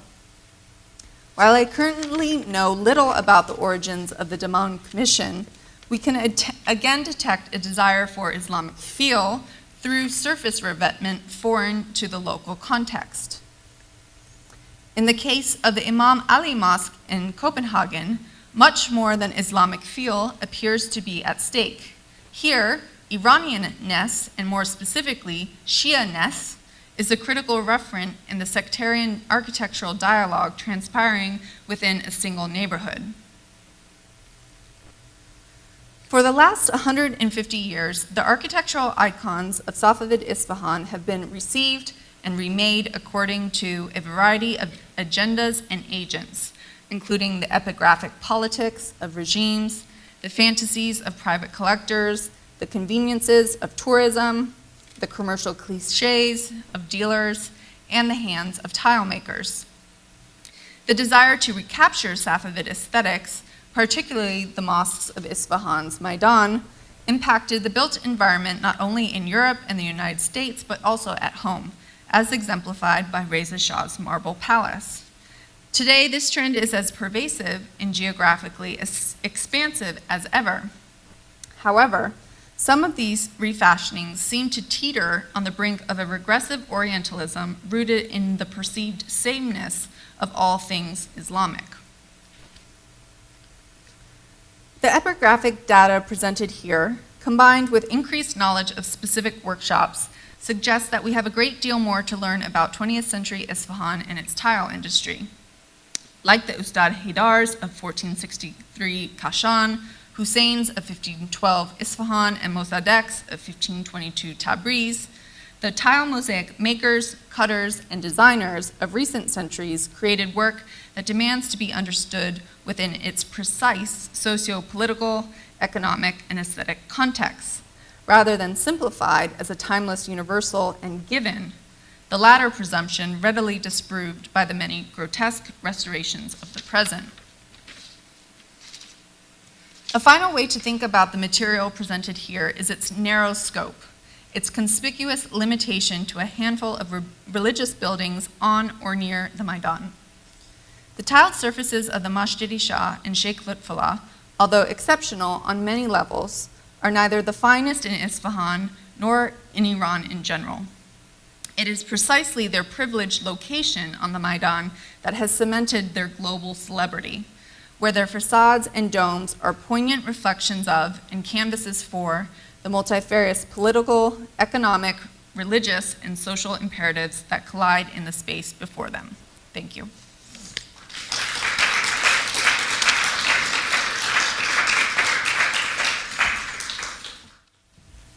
So first of all, as they're setting up, I would just like to thank both of them again for two wonderfully intersecting presentations. And before we start, I just wanted to explain the structure of this question and answer session for those of you who weren't here for the first panel.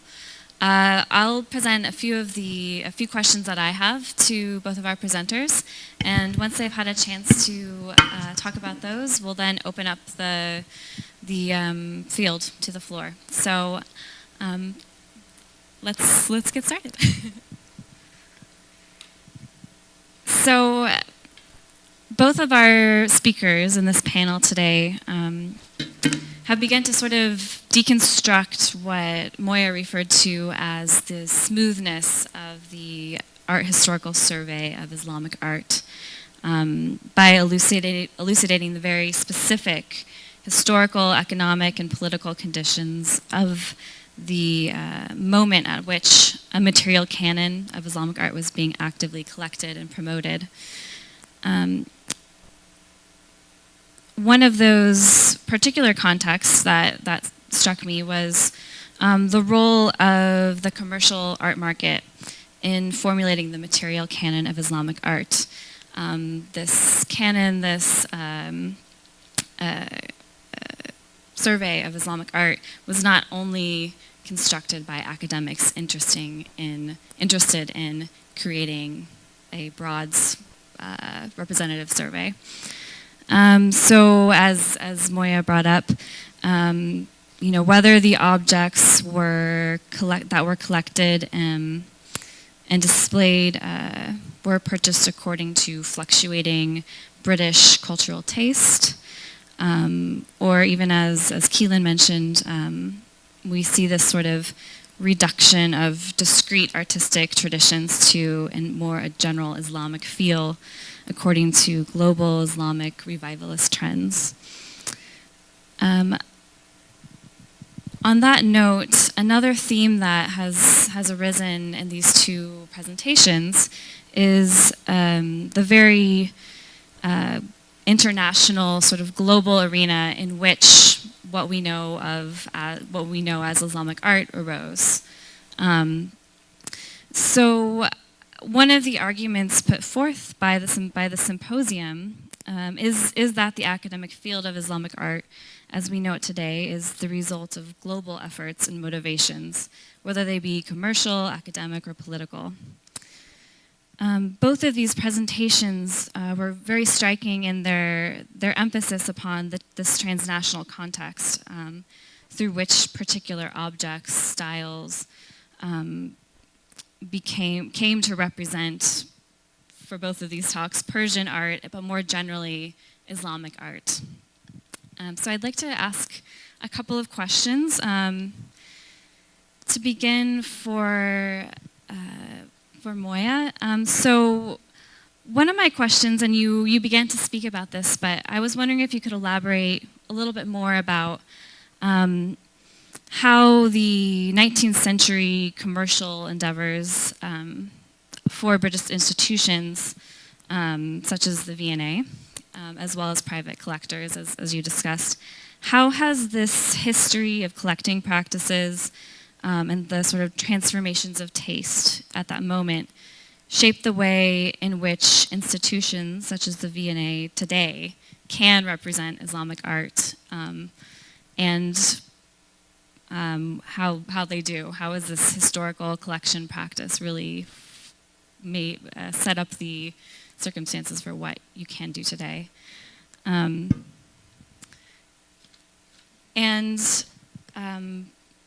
For Keelan, I was wondering if you could elaborate on what you began to bring up towards the end of your talk concerning the repercussions of what you kind of described as the globalization of certain Persian art forms as a general Islamic art or Islamic feel. What are the repercussions for Iranian cultural heritage today, or is Iran embracing this generalization of what originated from their own particular iteration of art and culture, or do you see, outside of perhaps some of these national monuments or commercial spaces you mentioned, are there any other sort of alternative representations of what Persian art is, or even what Islamic art is in Iran? Am I on? Yes. Oh, thank you very much. Essentially, I mean, my focus today was on two sort of bulk acquisitions which the museum made, and that continued. The V&A didn't stop collecting after the Paris exhibition of 1889, so it continues well into the 20th century.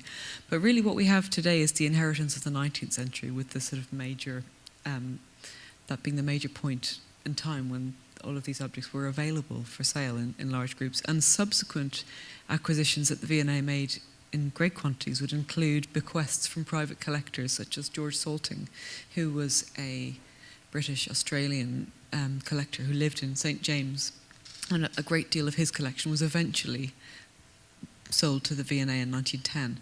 But that's a similar profile, which is a Victorian gentleman, Edwardian gentleman, collecting specific sorts of things. So as I say, our strengths in the collection now reflect that preference. So the lustreware, the enamelled glass, Isnik, and blue and white weather porcelain, true Chinese export porcelain or Safavid ceramics, those are, and carpets. I mean, carpets are the best example of the over-exoticized piece of furnishings which was treasured and fetishized in the late 19th century and really continues to be in a lot of discourse. Carpet studies seem to be slightly separate to the rest of Islamic art history in terms of narrative.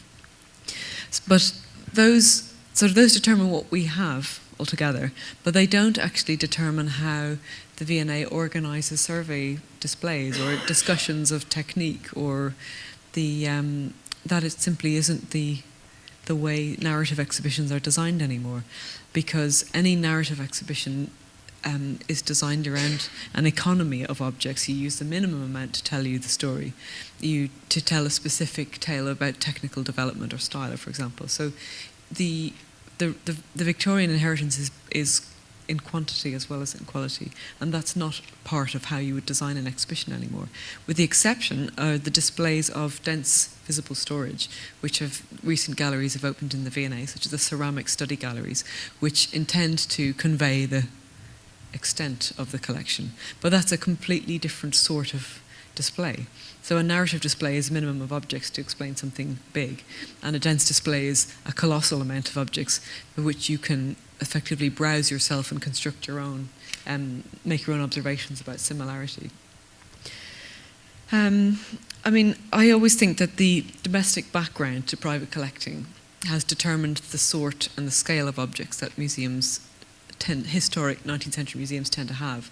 So we're strong in things that fit on mantelpieces, essentially, that are sort of small and exquisite and fit the aesthetic mode of art consumption, which is to hold something in your hand and swoon, in the way the Punch cartoon from 1872 completely lampoons. That this is an ahistorical consumption. It hasn't.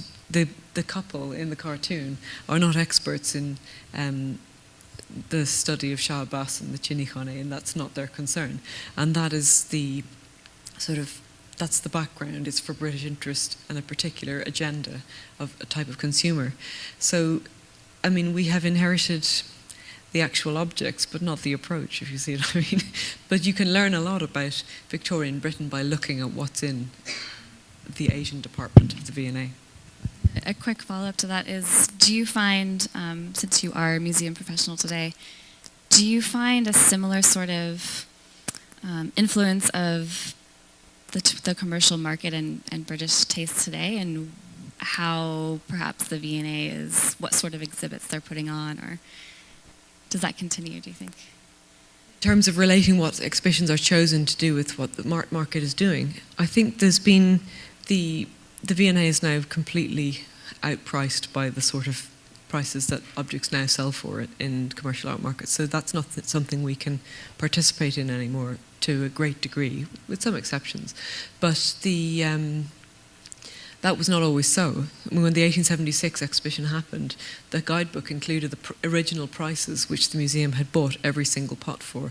And that was one of the, I mean, very boringly, that's one of the press reviews, one of the subjects the press reviews really focused on, was how amazingly cheaply these objects had been bought. Something which you couldn't imagine anything so sort of gross being discussed in modern times. But the museum budget now is leagues away from the sort of prices that things sell for, if that answers your question.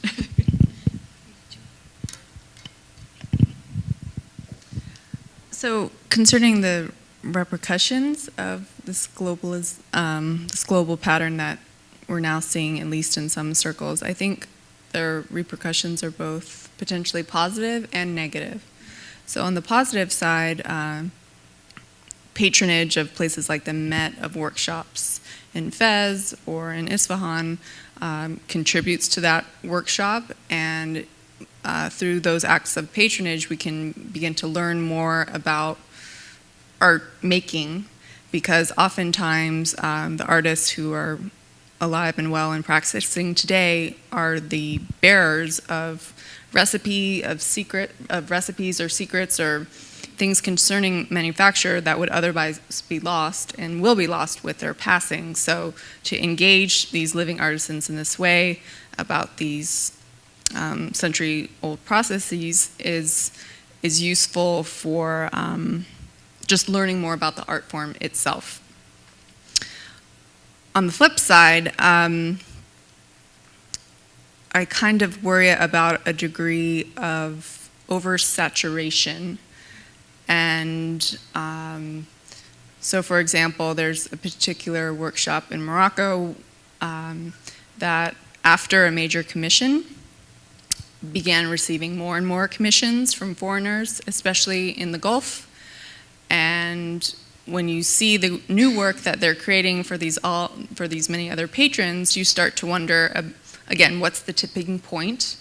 and you start to see lower quality work. So it's sort of a catch-22 in some instances with some of these workshops where the demand has gone up, but as a result, you have to maybe worry about the quality going down. And you alluded to a similar process with the Qajar brass makers. So that's a major concern, and I don't know which tile workshop did the facade of the Tashkent Mosque, but it's really disconcerting that it's so bad. And we certainly don't want to see just a unequivocal sheathing of any new Islamic building in poor quality tile work. And that takes me to another negative ramification, and that is this overemphasis perhaps on surface pattern, on this two-dimensional covering. And here, while we scholars might understand that that's not all that Islamic art is, obviously far from it, I think it perpetuates an image amongst the general populace that two-dimensional surface pattern, floral design, geometric patterns is Islamic art. And that's very reductive, and in a way that sticks us back in the days of Pope, et cetera, and even earlier in the days of Owen Jones, where you have this overemphasis on pattern and surface ornamentation. So I have seen a few instances where a commission has occurred under the premise that we want to keep alive Islamic craft. And to me, that's not really enough. I think the motivations need to be much more precise. What are we talking about? Are we talking about Moroccan Zalige? Are we talking about Safavid-style tile work? And when we see Moroccan Zalige in the Emirates, in the Met, in hotels, in airports, all over the world, and the same can be said about Persian mosaic, are we not, again, reverting to 19th century patterns of cultural lumping, which is precisely what our field is really fighting against right now, like as in your edited volume that Moya did with Margaret Carey about, there were several pieces that touched upon the problematic nature of a one Islamic.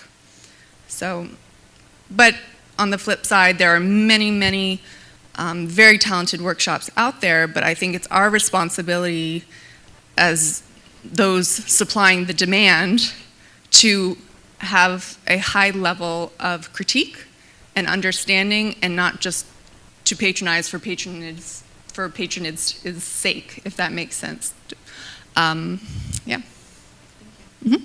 Great, so unless either of you have any other comments towards those questions, we can, I guess, open up the floor for questions. I think we have a mic circulating.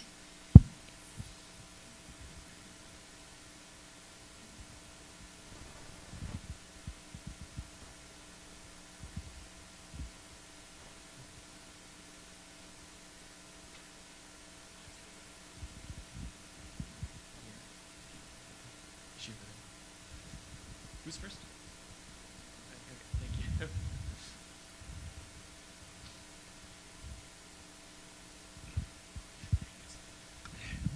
Hello. Yes, thank you very much for these papers. A question for Moya, Carey. Two questions, actually. One is very specific and can be answered quickly, I hope. The Goupil photograph of Chez La Famille Goupil, is that a domestic interior or a commercial interior? That's a domestic interior. You can see It's there's a their dog house. sleeping by the carpet, but it's obviously very archly composed as a painting. Yeah. But those are the, that is the, I think it's the house, whole sort of saloon, basically. But a collector, exhibiting his collection, so the borders between one day it will come up for sale is implicit. That's a terrific image. And then a second question, picking up on Ashley's question about commercial markets, and especially in the 19th century, and the impetus that had on shaping a history of Islamic art. You talked about the consumption, the purchasing of works and the different social scales, but you didn't really touch on the production side of that in England, which I took to be a little bit the gist of Ashley's question. Do you know, is there evidence of these collections in the V&A, especially the Persian collections, actually being used for teaching? Were the art schools drawn in, and presumably some of the interest in all of this from the Crystal Palace exhibition onward was to have had an impact on porcelain and pottery production in England, where there are, of course, so most certainly, did it affect things that were being designed and produced, which was the government's concern, from the 1830s forward? It absolutely was used primarily as a teaching collection, and the Royal College of Art was based in South Kensington, where my office is now, is the old Royal College of Art studios. So And are Persian things showing up in the we have Persian design?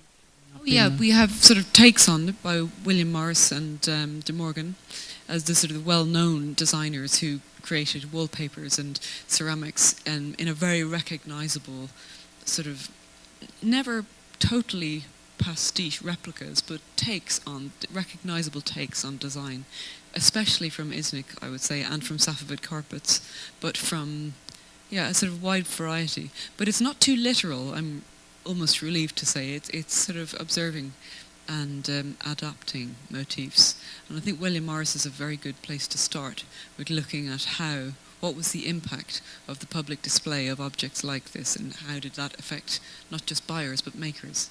And it was actively a teaching collection. There were lectures and classes in the museum. So from the get-go, that was almost above educating the public, was training the craftsman and the artisan, men and women actually.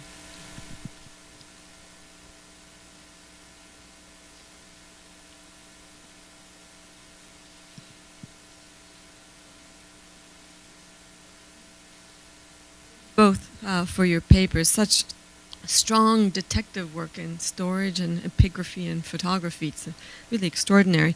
I have a question for both of you. For Moya, I had a question about material. And I'm wondering, in the 1930s, when these brass candlesticks and incense burners were deaccessioned, what the general perception of brass as a material in England would have been as maybe impure substance. It's not silver, it's not gold, and therefore almost anybody could, or somebody could afford it, which raises really the question beyond material, the process of financial valuation of objects. And at this time, did objects in museums have to be beyond a certain perceived monetary value to be collectible and to be maintained in those collections? So I suppose it's about material and about money. I mean, my sort of reference earlier to putting the price tag on the museum labels, which was an 1876 practice, emphasised how cheaply the museum had bought these objects for, and London dealers were very disappointed that this had been published because it exposed their prices, and they could sort of compare how the V&A got it for 2p and why is it £2 and down the road. So that was sort of been part of the discussion. But brassware and sort of material value is a really sort of telling issue, because, and also just attitudes to the 19th century by the 1930s in a sort of modernist mood. Brass, over-decorated objects were so out of fashion, and I think brass in particular was too Victorian, even though it wasn't a Victorian object, it was sort of Victorian values. It didn't appeal.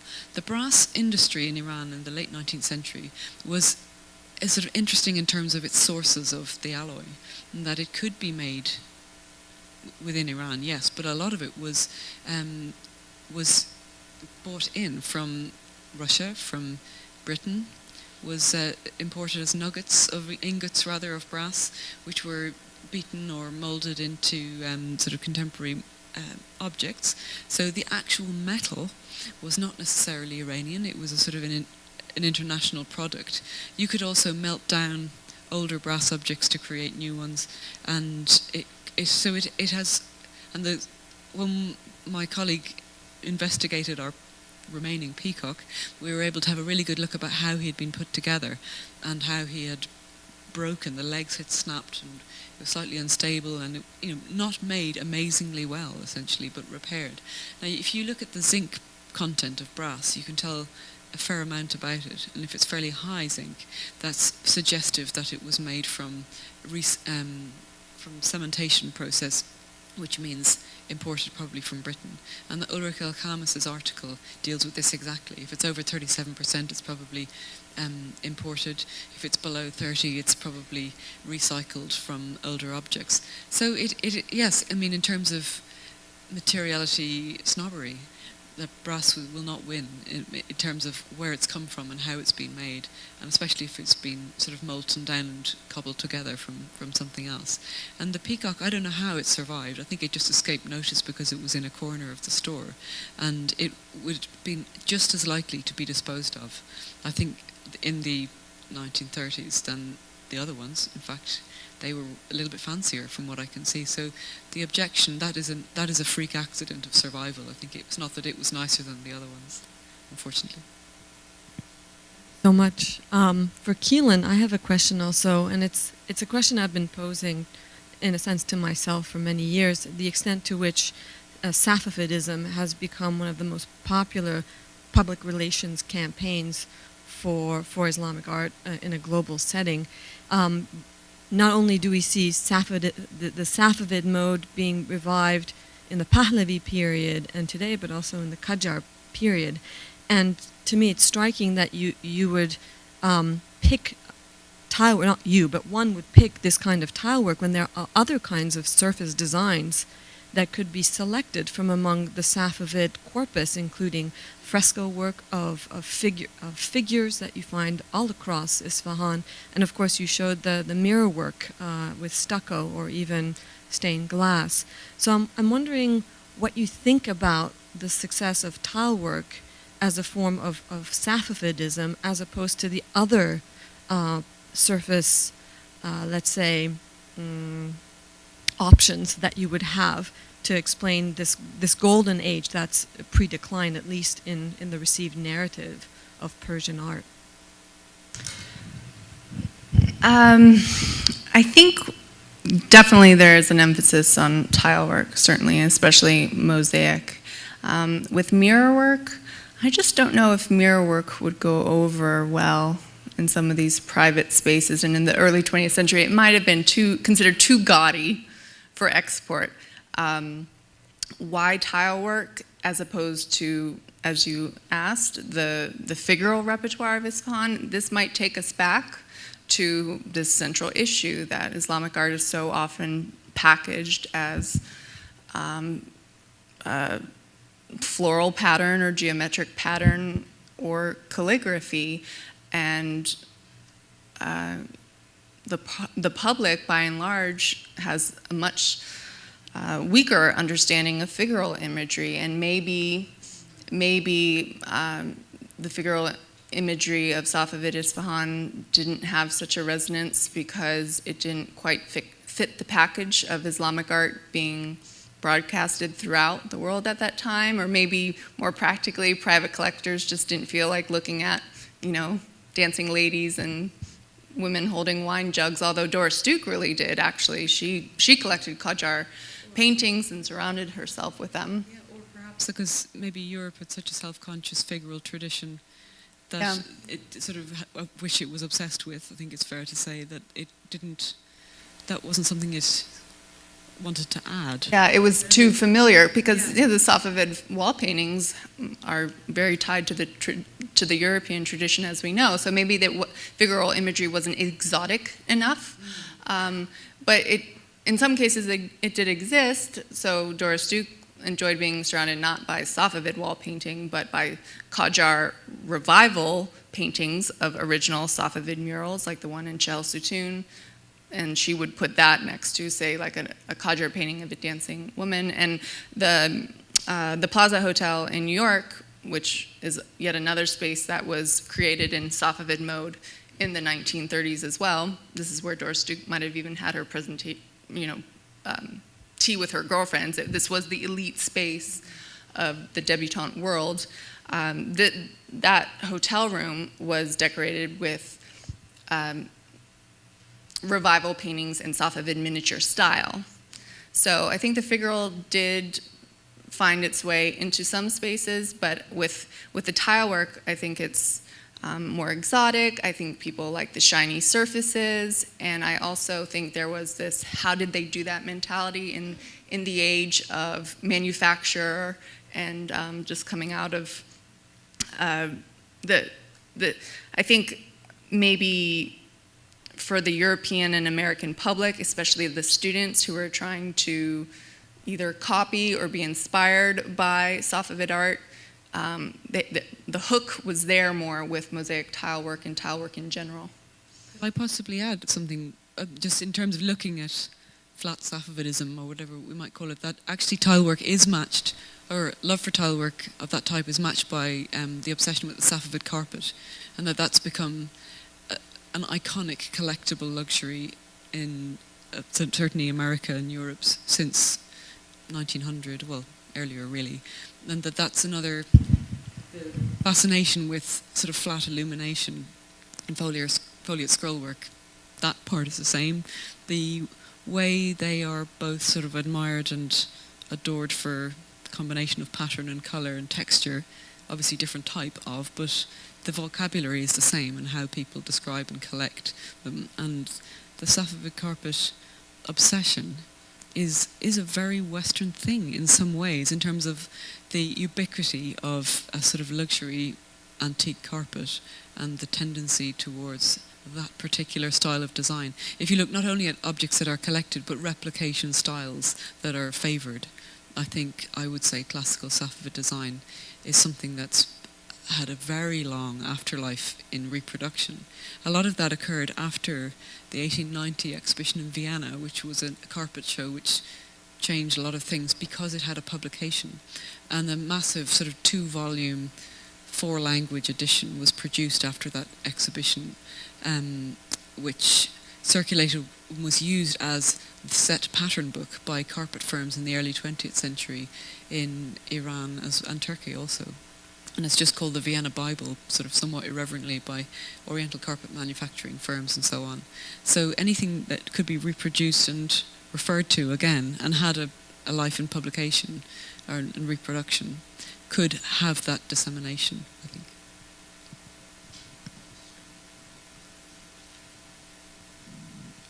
Well, me for one, I'm very happy at this revival and this flourishing of Safavi kitsch, because, of course, I bear to benefit from it. But my question, I guess, is more a broader question, and it was something that was spawned by a conversation that Gottfried and myself had, maybe more generally for the symposium participants, is about how to problematize Orientalism and sort of this Islamic art, and this flattening of a monolithic. So in the case of Esfahan and Safavi revival, I'm wondering, are there other ways of looking and reading Orientalism that doesn't sort of fall into this trap of how it's been understood, at least in the Saidian way? And so the case of Esfahan, I'm thinking, for instance, how else does Esfahan travel in other kinds of mediums, like in jazz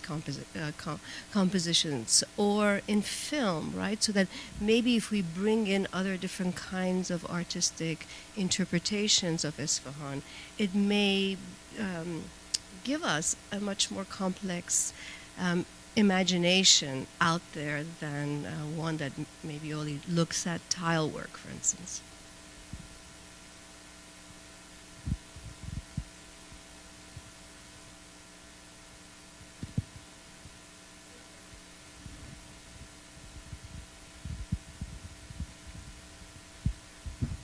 Thank you both for your papers. 2 very quick questions, one for each of you.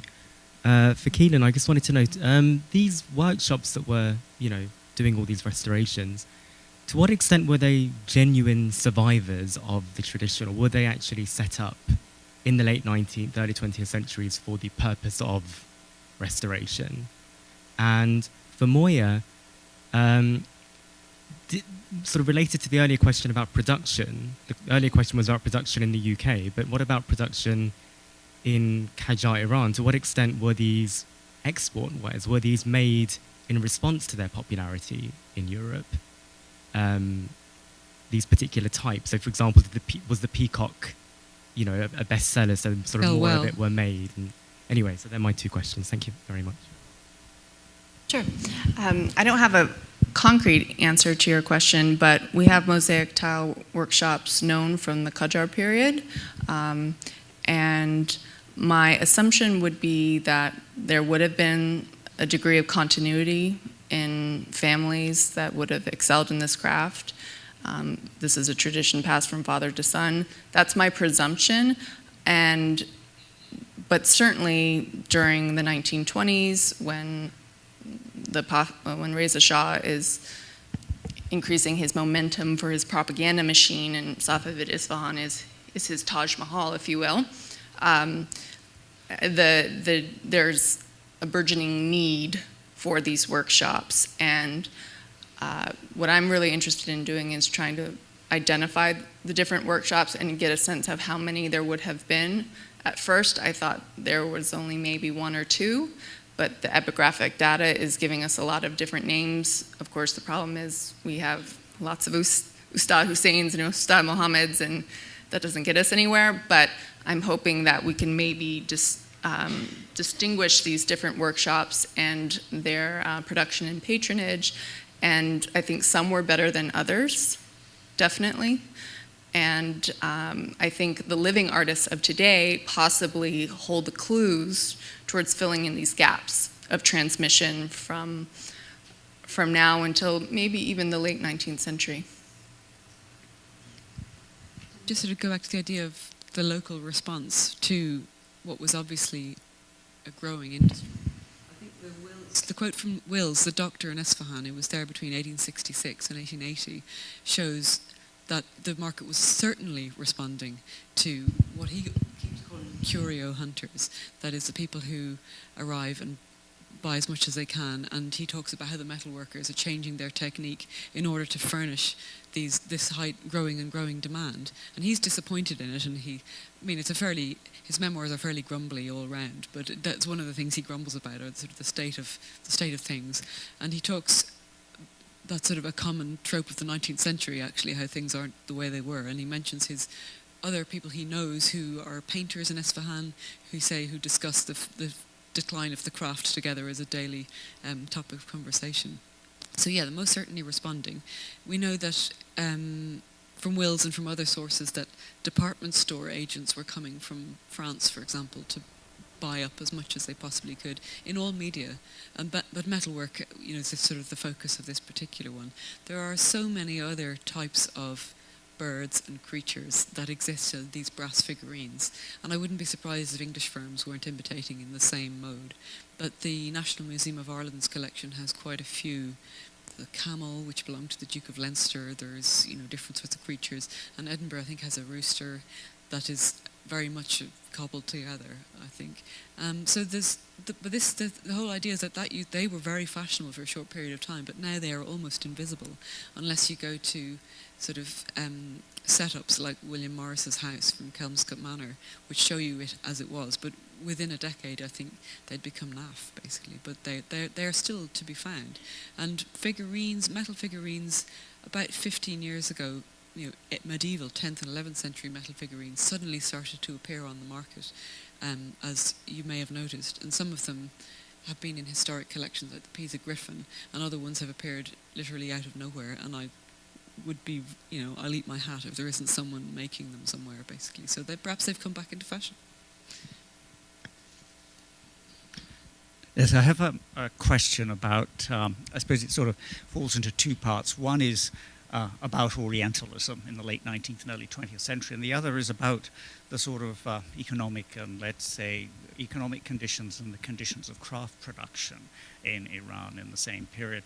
And I suppose coming at it as a non-expert, what I'm kind of interested in is how does Iran and the Safavid sort of notion of the Safavidian, let's say, notion of craft production relate to the whole imaginary surrounding the Ottoman? Because, in the case of tiles, there's a very clear sort of parallel. I think most people would sort of, if they were to think about tile production, they're as likely to think of Ottoman tiles as they are tile production in Iran. So I'm curious about, I mean, it does seem as if, am I right in thinking that Iran suddenly began to sort of feature as an aspect of the Oriental imaginary in a big way, possibly partly for historical reasons that you, Moya, mentioned, that because of economic collapse and various other things in European sort of interventions in Iran, suddenly there was all this material that suddenly became available. So this was a new stimulus. But I wondered whether you could say anything about the sort of different valences of a sort of Ottoman Orientalist imaginary as distinct from a kind of Iran-based Orientalist imaginary. And secondly, as to whether there was, I wonder whether there wasn't also in the Ottoman Empire forms of sort of almost export production that was catering to this Orientalist taste at the time in the same way as your metal workers in Iran were.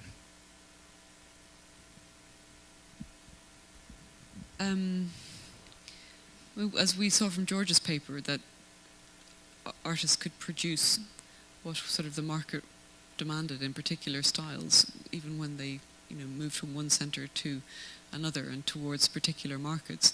But maybe it might be interesting to look at how indiscriminate the sort of tilework styles that British artists imitated in the 1870s and 80s, when smoking rooms became extremely fashionable type of interior decor, usually a sort of male preserve and easy to clean, so a good room to smoke in, was the tiled room, which many Victorian gentlemen started to build at that period. So an industry appeared almost out of nowhere for tile work, which was easy to industrialize and suited a lot of late 19th century institution building as well as domestic context. And it's they referred to both to Ottoman tiles, absolutely, also to Persian styles, and sometimes sort of an almost incoherent mixture of all of them. But tile work from Iran was seized upon by Minton and Hollands and other dealers as specifically useful for industrialized tile production because of the designs that you could tessellate them into sort of massive programs of design quite easily. But I get the sense from their production and their discourse and their labelling that they really sort of cobbled together concepts and designs without the differentiation that art history would give you, because they saw, one quote, I think it's not William Morris, it might be Minton, said that Iran was a mecca for tile makers, or some sort of very orientalist sort of scramble of all the ideas into one, that essentially was a source book for them, this single Orient, and they were going to apply it to British taste. So, I don't get the studied, informed, even though, this information was available, I don't get that sense of care about the original historic context that these objects came from. They're very much treated in terms of British requirements or European requirements. And Melanie Gibson gave a good talk about industrialised tile production at the HIA conference in New York 2 years ago, which went into the explosion of production in late 19th century Britain and Europe, with both sort of shipping and railway building, all the sort of massive institutional projects which were being rapidly produced. All of them suited tile work as so it was exploding essentially as an industry, and so indiscriminate that I think it isn't so knowing, or if it was, they didn't use that information. More to add on? There are similar processes definitely at work in the United States in the 19-teens and 20s and 30s, where with many of the exhibitions that were transpiring here devoted to Persian art, there would often be sort of a sideshow where local students would exhibit their work inspired by things that they saw in the actual exhibition. So there was the same sort of response to actual art objects in terms of informing one's own practice. And the interest, again, was strictly really on issues of design. It's not historicist. Mm-mm.